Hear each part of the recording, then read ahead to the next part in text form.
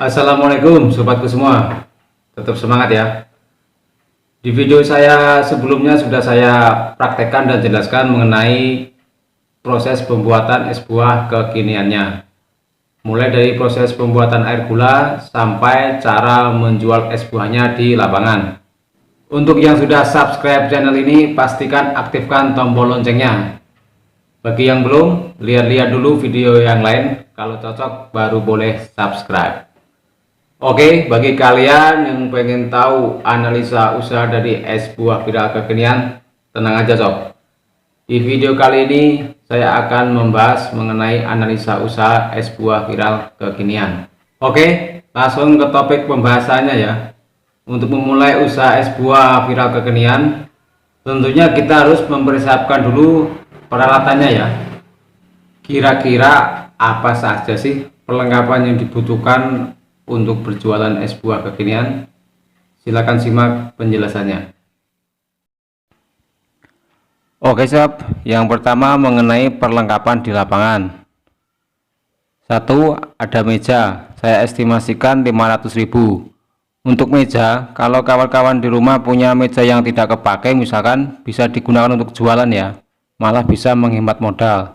Tapi kalau kawan-kawan mau menggunakan rombong, tentunya estimasi biayanya lebih besar lagi, bisa mencapai 2 jutaan lebih. Jadi semuanya terserah kawan-kawan, enaknya mau menggunakan apa.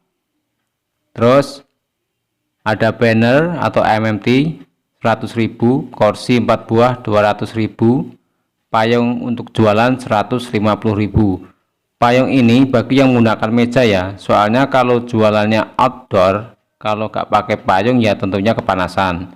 Kalau yang menggunakan rombong, biasanya rombongnya sudah ada atapnya, jadi nggak memerlukan payung lagi. Selanjutnya nomor 2, box es 4 buah, saya estimasikan 400.000. Ini setahu saya wadah untuk jualan es buah kekinian yang harganya paling murah ya. Tapi kalau mau menggunakan wadah kotak akrilik tentunya modalnya akan lebih besar lagi. Soalnya satu box akrilik itu harganya kurang lebih 500 ribuan. Untuk wadah terserah kawan-kawan, enaknya mau menggunakan yang mana. Semuanya bagus, semuanya layak untuk berjualan. Tapi saya sarankan disesuaikan modal saja. Selanjutnya nomor 3, ada gelas 1 losen, saya estimasikan 30.000. Sendok es 1 losen 20.000, nampan 2 20.000, teko 20.000, kain lap 4 10.000. Nomor 4, jeligen 5 buah 75.000. Nomor 5, box atau termos es 150.000. Box termos es ini nanti gunanya untuk menyimpan es kristal cadangan ya. Terus yang terakhir nomor 6, lain-lain saya estimasikan 50.000. Terus yang kedua mengenai modal perlengkapan untuk pembuatan es buah di rumah. Nomor 1, ada dandang 2 buah, saya estimasikan 300.000. Untuk dandang saya sarankan untuk beli yang ukurannya kurang lebih 23 literan ya. Ukuran pasnya saya lupa, yang pasti lebih dari 20 liter. Soalnya dandang saya tulisannya sudah kehapus, jadi saya lupa. Dandang ukuran segitu nanti bisa untuk memasak air gula sebanyak 5 kg gula pasir. Saya sarankan kalau bisa masak air gula itu minimal 5 kg langsung ya, biar lebih hemat gula pasirnya. Soalnya masak banyak ataupun sedikit, sepengalaman saya penguapannya hampir sama. Nomor 2, bak untuk mencacah es 20.000, pisau besar untuk mencacah es 40.000, tepak untuk alas mencacah es 30.000. Pisaunya itu yang besar, kurang lebih seperti di video saya yang cara meracik es buah sisa. Di situ kan ada pisau yang saya gunakan untuk mencacah es, kurang lebih seperti itu pisaunya. Nomor 3, ada timbangan 100.000. Timbangan itu fungsinya untuk nimbang buah, gula, dan lain-lain. Pokoknya yang membutuhkan untuk ditimbang, jadi harus punya. Nomor 4, bronjong, saya estimasikan 110.000. Bronjong fungsinya untuk belanja, untuk mengangkut es saat kita mau jualan. Sebelum membeli bronjong, saya sarankan untuk diukur dulu supaya bronjong yang dibeli bisa sesuai dengan kebutuhan. Jangan sampai kita sudah beli ternyata ukurannya gak sesuai yang kita butuhkan. Terus yang terakhir ada kulkas freezer, saya estimasikan 3 juta. Nah, ini peralatan yang paling mahal yang wajib harus punya. Saya sarankan untuk membeli kulkas freezer yang berdiri, yang khusus untuk pembuatan es batu ya. Jangan yang kotak kayak wadah es krim itu. Sepengalaman saya, kulkas freezer yang seperti itu tidak bisa membekukan es dalam jumlah yang banyak serta waktu yang cepat. Sedangkan kita hanya punya waktu kurang dari 24 jam untuk membekukan es buah kalau masih ada sisa. Jadi harus memakai freezer yang khusus untuk pembuatan es batu itu ya. Selanjutnya, modal untuk sewa tempat. Untuk sewa tempat saya estimasikan 500.000 per bulan. Kalau untuk sewa tempat sebenarnya fleksibel ya. Sepengalaman saya, kalau kita menyewa teras, toko atau swalayan biasanya sekitar kurang lebih 500.000 per bulan. Tapi kalau kita jualannya di pinggir jalan atau di taman atau di alun-alun, biasanya sewanya lebih murah. Paling sekitar 100 atau 200 ribuan per bulan. Malah ada juga yang gratis. Selanjutnya yang terakhir, modal bahan awal. Untuk modal bahan awal saya masukkan ke dalam modal awal usaha, karena selain modal untuk membeli peralatan, saat awal jualan kan kita juga harus menyiapkan modal untuk membeli bahan-bahan pembuatan es. Nah, kalau sudah hari kedua, ketiga dan seterusnya, uang dari hasil penjualan sudah bisa kita putarkan. Bahan-bahan yang harus kita siapkan diantaranya: 1. Gula pasir banyak 15 kg, saya estimasikan 180.000. Untuk gula saya pakai patokan harga gula pasir harga normal, bukan yang sedang naik gila-gilaan. Kalau harga bahan sedang naik itu kan sudah hal yang biasa, tapi biasanya cuma sebentar sudah kembali ke harga normal lagi. Jadi saya menggunakan patokan harga normal. Ini saya estimasikan 15 kg, tapi penggunaannya biasanya tidak sampai segitu. Ini saya lebih-lebihkan saja. Nomor 2, gula jawa 1 kg 15.000. Nomor 3, buah 20 kg, saya estimasikan 200.000. Kadang malah sering tidak nyampe segitu. Buah saya buat rata-rata saja per kilo 10.000, tapi nanti prakteknya kan harga buah berbeda-beda. Ada buah yang murah, ada juga buah yang mahal. Biasanya kalau harga buah itu tergantung musim ya. Kalau lagi musimnya bisa murah. Kalau bisa, kawan-kawan harus pandai menawar juga.